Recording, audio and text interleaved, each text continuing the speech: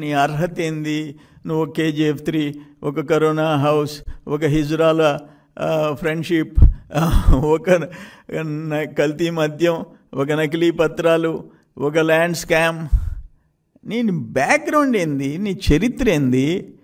ఒక్క మార్కు నీకు ఎవరైనా పొలిటికల్ టీచర్ ఎవరైనా ఉంటే ఒక్క మార్క్ నీకు వేస్తాడా? మైనస్ మార్కులు నీకు రాజకీయాల్లో. ఒక బ్యాడ్ హిస్టరీ నీకు. ఒళ్ళు దగ్గర పెట్టుకొని మాట్లాడు. ఒక ముఖ్యమంత్రి గురించి మాట్లాడేటప్పుడు ఒళ్ళు దగ్గర పెట్టుకో. అందులో మా నాయకుడి గురించి మాట్లాడేటప్పుడు ఒళ్ళు దగ్గర పెట్టుకో. అమరావతి ఇంత పెద్ద వరదల్లో కూడా సేఫ్ ప్లేస్ కింద, సేఫెస్ట్ క్యాపిటల్ ఏరియా కింద రుజువైంది. ఆ రోజు సెప్టెంబర్ 1వ తేదీ 26 నుంచి 29 సెంటీమీటర్ల వర్షపాతం నమోదైంది. అంటే అరౌండ్ 260 to 290 మిల్లీమీటర్స్ వర్షపాతం నమోదైంది. కృష్ణానదికి చరిత్రలో తొలిసారిగా 11,40,000 క్యూసెక్స్ వరద వచ్చింది. అయినా కూడా అమరావతికి ఆ ప్రాంతంలో ఆ వర్షానికి వచ్చిన నీళ్లు తప్ప ఇక్కడ ఎయిమ్స్ కానీ, హైకోర్టు కానీ, సెక్రటేరియట్ కానీ, ఆ ప్రాంతంలో నిర్మాణం జరిగిన ప్రాంతాల్లో కానీ ఓన్లీ ఆ వర్షానికి వచ్చిన నీళ్లు తప్ప వరద నీళ్ళు ఎక్కడ రాలే. అటువంటి అమరావతిని ఇప్పుడు ఈరోజు అమరావతికి పెట్టుబడులు వస్తున్నాయి. మళ్ళీ చంద్రబాబు నాయుడు గారు ముఖ్యమంత్రి కాగానే అమరావతి వరల్డ్ క్లాస్ ఒక ప్లాన్డ్ సిటీ, అమరావతి ఒక ఆధునిక నగరంగా ఏర్పడుద్ది. దాన్ని ఎట్ట డ్యామేజ్ చేయాలా, దానికి పెట్టుబడులు ఎట్ట రానికుండా చేయాలా. ఇప్పుడు XLRI వాళ్ళు స్కూల్ మేనేజ్మెంట్ వాళ్ళు ఒక 250 కోట్లతో ఏర్పాటు చేయాలని, SRM యూనివర్సిటీ మెడికల్ కాలేజ్ పెట్టాలని, బార్ కౌన్సిల్ ఆఫ్ ఇండియా జాతీయ న్యాయ విశ్వవిద్యాలయం ఏర్పాటు చేయాలని చంద్రబాబుతో వాళ్ళ ప్రతినిధులు మాట్లాడుతున్నారు. 300 కోట్లతో HPCL ప్లాన్ చేస్తుంది. NTPC, ONGC, Indian bank, SBI వంటి ప్రఖ్యాత సంస్థలన్నీ ఇక్కడ మొదలుపెట్టేదానికి ప్లాన్ చేస్తున్నాయి. AI హబ్ కింద ఒక 150 కోట్లు పెట్టుబడి వచ్చే పరిస్థితుంది.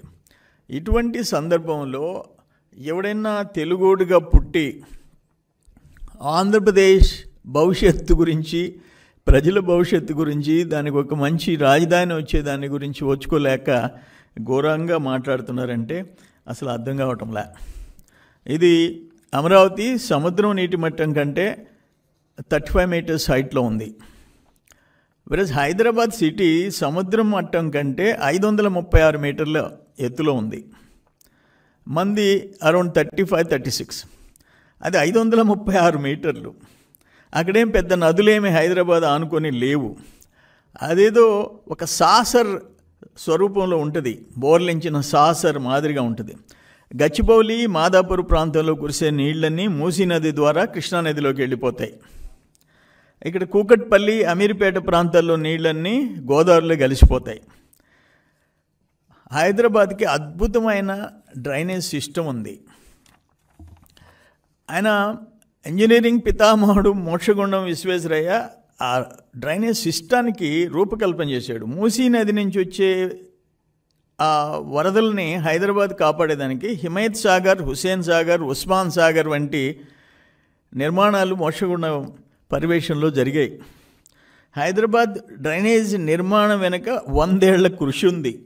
అయినప్పటికీ భారీ వర్షాలు వస్తే హైదరాబాద్ సిటీ మెజారిటీ ప్రాంతం అతలాకుతలం అవుతుంది. మనం చూస్తూనే ఉన్నాం హైదరాబాద్ పరిస్థితి. భారీ వర్షాలు వస్తే ఒక్క హైదరాబాద్ కాదు, ఇప్పుడు చెన్నై తీసుకుంటాం. చెన్నై 7 మీటర్ల హైట్లో ఉంది సముద్రానికి.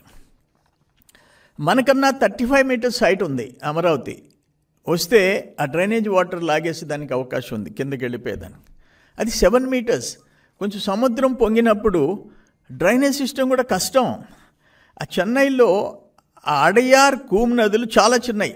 సాధారణ రోజుల్లో కూడా వర్షాలు వస్తే మునిగిపోతాయి.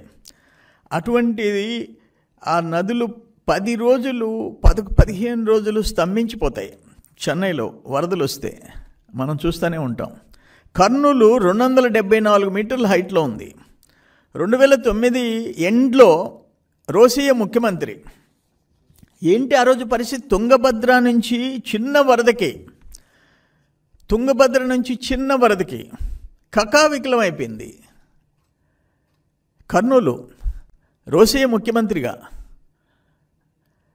ఇవన్నీ మనం చూస్తూ ఉన్నాం. కృష్ణానది చరిత్రలో 11,40,000 క్యూసెక్స్ మన ప్రాంతంలో ప్రవాహం మనం ఎప్పుడు చూడలే. ఇది ఇటువంటి ఘోరమైన ప్రచారం చేయటం ఆశ్చర్యంగా ఉంది. అంటే తెలుగోళ్ళు అయ్యుండి నువ్వు పార్టీలు వేరే అయ్యి ఉండొచ్చు, ఎలక్షన్స్లో గెలిపోవటములు సాధారణం. మీరు ఓడిపోతే అమరావతి నాశనం అయిపోవాలనా? అమరావతికి పెట్టుబడులు రాకూడదా? అమరావతి నగరం అభివృద్ధి చెందకూడదా? ఇన్ని పెట్టుబడులు వస్తాయనంటే అన్నీ మూలపడిపోవాలనా? ఈరోజు అసలు 5 ఏళ్ళు మీరు ఎక్కడి నుంచి పరిపాలించారు? ఎక్కడ సెక్రటేరియట్, ఎక్కడ హైకోర్టు, ఎక్కడ అసెంబ్లీ? జగన్మోహన్ రెడ్డి చెప్పు. వైజాగ్లో పెట్టావా? ఎక్కడ పెట్టావు? అటువంటి అమరావతి నాశనం కోరుకోవటం ఎంత దురదృష్టకరమైన పరిణామమో మాకు అసలు అర్థం కావటంలే. కర్నూలు 274 మీటర్స్ హైట్ సముద్రం కంటే. ఒక చిన్న వరద వస్తే, తుంగభద్ర నదికి రోసయ్య చీఫ్ మినిస్టర్గా గందరగోళం అయిపోయింది. అది కాకుండా దాదాపు చెన్నైలో 2015లో వరదలు వస్తే 40 లక్షల మంది జీవితాలు కకావికలం అయిపోయినాయి. 40 లక్షల మంది, 250 మంది ప్రాణాలు పోయినాయి. 250 మంది ప్రాణాలు పోయినాయి. చెన్నై, ముంబై, బెంగళూరు, హైదరాబాదు భారీ వర్షాలు వస్తే ఆ వరద ముప్పు అక్కడ అత్యంత పెద్ద నగరాలు ఏ విధంగా గందరగోళమైనాయి. 250 మంది చనిపోయినారు చెన్నై. అన్నీ చూస్తున్నాం.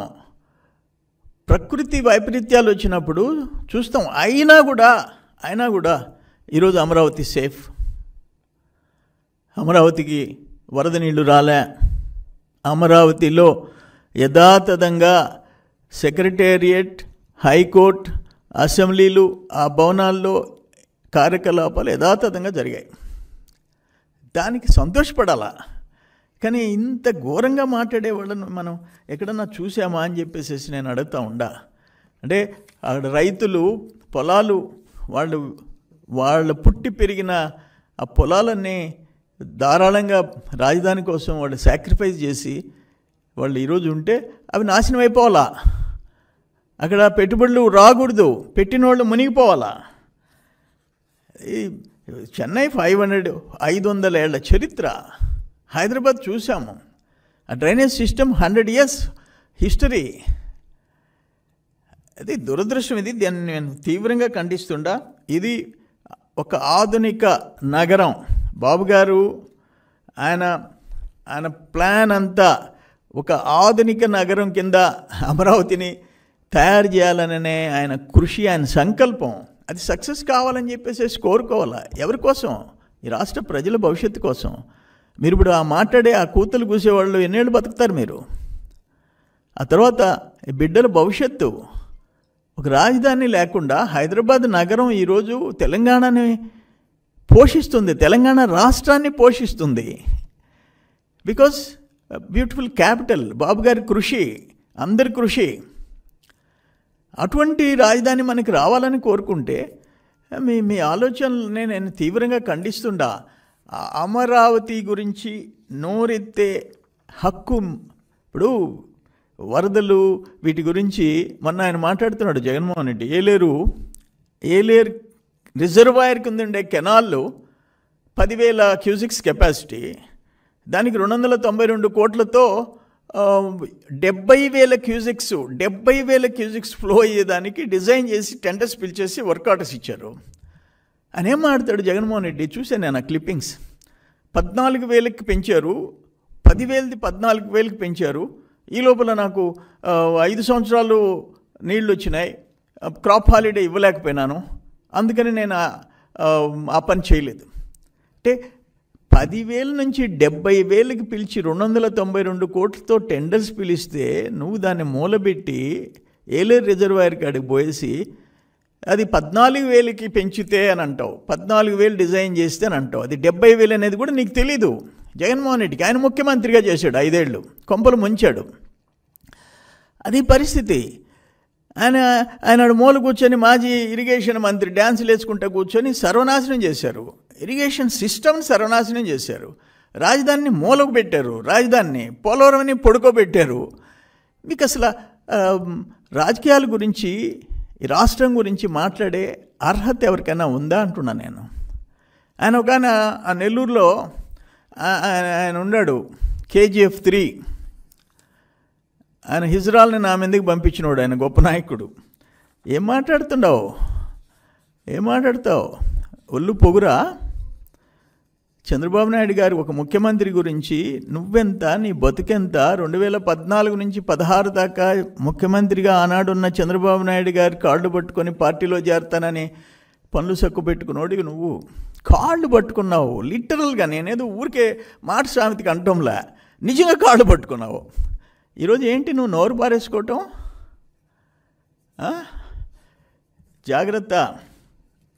జాగ్రత్తగా మాట్లాడు, ఒళ్ళు దగ్గర పెట్టుకో. నీ అర్హత ఏంది? నువ్వు KGF 3, ఒక కరోనా హౌస్, ఒక హిజ్రాల ఫ్రెండ్షిప్, ఒక కల్తీ మద్యం, ఒక నకిలీ పత్రాలు, ఒక ల్యాండ్ స్కామ్. నీ బ్యాక్గ్రౌండ్ ఏంది? నీ చరిత్ర ఏంది? ఒక్క మార్కు నీకు ఎవరైనా పొలిటికల్ టీచర్ ఎవరైనా ఉంటే ఒక్క మార్క్ నీకు వేస్తాడా? మైనస్ మార్కులు నీకు రాజకీయాల్లో. ఒక బ్యాడ్ హిస్టరీ నీకు. ఒళ్ళు దగ్గర పెట్టుకొని మాట్లాడు. ఒక ముఖ్యమంత్రి గురించి మాట్లాడేటప్పుడు ఒళ్ళు దగ్గర పెట్టుకో. అందులో మా నాయకుడి గురించి మాట్లాడేటప్పుడు ఒళ్ళు దగ్గర పెట్టుకో. ఒళ్ళు పులిసిపోయింది. ఏదేమైనా ఈరోజు రాష్ట్రంలో ఒక ప్రతిపక్షం, ఇటువంటి పనికిమాలిన ప్రతిపక్షం పార్టీని గతంలో మనం రాజకీయాల్లో చూసాం. అధికార పక్షం చూసాం, ప్రతిపక్షం చూసాం. మేము కూడా ఎంతోమంది ముఖ్యమంత్రులు అధికారంలో ఉంటే మేము ప్రతిపక్షంలో ఉండి పోరాడాం. బట్ ఇటువంటి పరిస్థితి, మేము అధికారంలో ఉంటే ప్రతిపక్షంలో వాళ్ళు ఉన్నారు.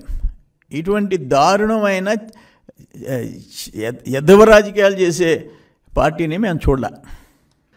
అయ్యా కాకాని గురించి చెప్పాలంటే ఒక కోర్టు దొంగతనం కేసు కాదు, ఒక హిజ్రాల్ని మా మీదే పంపించింది కాదు, ఒక 68 ఎకరాల వరదాపురం మైన్, 14 హిటాచీలు, 30 డంపర్లు, ఒక truck of plastic material red హ్యాండెడ్గా నేను అడ్డం పండుకొని పట్టించా.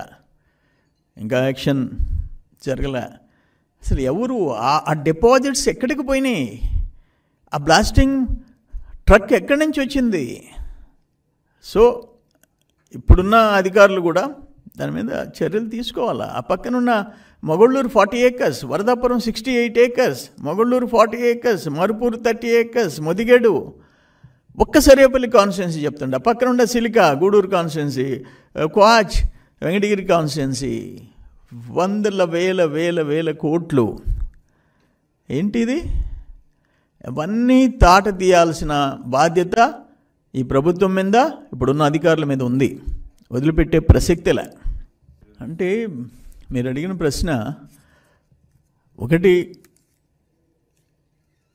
అప్పులలో కూరుకుపోయిన 10 లక్షల కోట్ల అప్పులు, కట్టాల్సిన అప్పులు, సిస్టమ్స్ అన్నీ కొలాప్స్ అయిపోయినాయి. గాడిని పెట్టేదానికే ఇప్పుడు టైం పట్టింది. డెఫినెట్గా మా నాయకుడు చంద్రబాబు నాయుడు గారి ఆధ్వర్యంలో ఈ ప్రభుత్వం, కూటమి ప్రభుత్వం, ఇంత బరి తెగించి పట్టపొగులు దోపిడీ చేసిన వాళ్ళు ఎవరు తప్పించుకోలేరు. టైం వస్తుంది. అన్నీ స్టార్ట్ అయినాయి, విచారణలన్నీ స్టార్ట్ అయినాయి. నేనే ముఖ్యమంత్రి గారిని అడిగితే 2, ఒక హౌసింగ్, ఇంకొకటి ల్యాండ్, వీటి మీద ఆయన విజిలెన్స్ ఎంక్వైరీ చేశాడు. ఇంకొకటి లిక్కర్ మీద ఒక CID ఎంక్వైరీ చేశాడు. ఆయన ఏ రోజు వెనకాడే ప్రసక్తిలా ఈ దోపిడీల మీద విచారణమేనట్టు అడగంగానే ఎస్ అని చెప్పి విజిలెన్స్కి రెఫర్ చేశాడు. అవన్నీ జరుగుతాయి. ఎవరైతే దోపిడీదారులు ఉన్నారో వాళ్ళందరూ వడ్డీతో కూడా కక్కక తప్పదు. మంచిది, ఆ పార్టీ ఖాళీ అవుతుంది. కొంతమంది తెలుగుదేశం, కొంతమంది జనసేన, కొంతమంది బీజేపీలో చేరుతున్నారు. జగన్మోహన్ రెడ్డి, భారతమ్మ ఇద్దరు మిగులుతారు, ఇంకెవరు మిగలరు. జరగబోయేది అది. సాక్షి పేపరు, సాక్షి ఛానల్ మిగులుతాయి.